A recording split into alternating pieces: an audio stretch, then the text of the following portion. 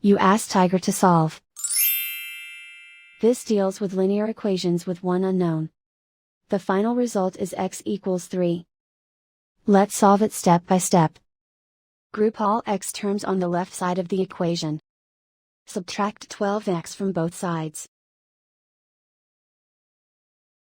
Group like terms. Simplify the arithmetic. Group like terms.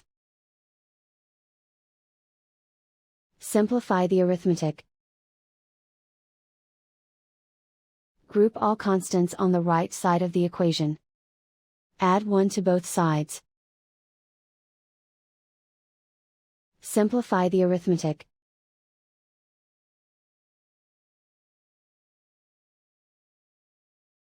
Isolate the x.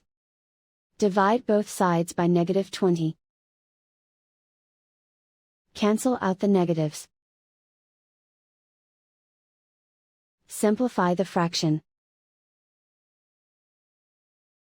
Cancel out the negatives.